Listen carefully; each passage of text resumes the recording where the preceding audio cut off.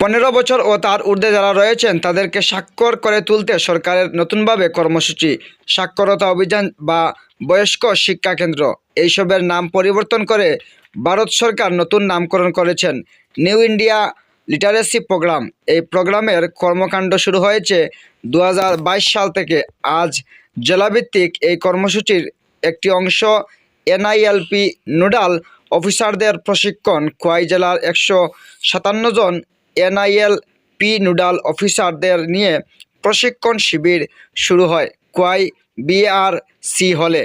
প্রশিক্ষক হিসেবে উপস্থিত ছিলেন এসএলএমএ থেকে আগত প্রশিক্ষক আশিস পাল ও তুষিয়া দাস। প্রজেক্টরের মাধ্যমে প্রশিক্ষণ দেওয়া হয়। প্রশিক্ষণপ্রাপ্ত 157 জন এনআইএলপি রুরাল অফিসারগণ প্রতি ব্লকে গিয়ে উল্লাস নামক একটি বই সংগ্রহ করবেন। সেই বই নিয়ে প্রশিক্ষণ দেবেন। স্বাক্ষরহীন লোকদের আগামী 29শে ডিসেম্বর 157টি সেন্টারে স্বাক্ষরহীন লোকদের পরীক্ষা হবে। পরীক্ষার্থীর সংখ্যা খোয়াই জেলায় 1966 জন।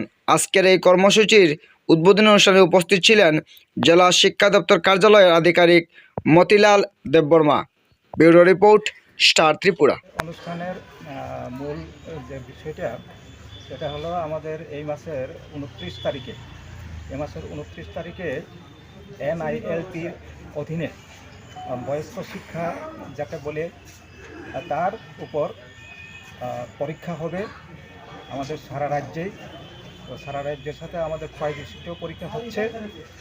সেই পরীক্ষা যাতে আমরা সুস্থভাবে সুন্দরভাবে শেষ করতে পারি সেই উদ্দেশ্যে এই কাজের সাথে যারা যারা যুক্ত আছেন, অর্থাৎ তাদেরকে আমরা বলি learner, nodal teacher, block coordinator, PRP, তাদের নিয়ে আজকে আমাদের এই মিটিং।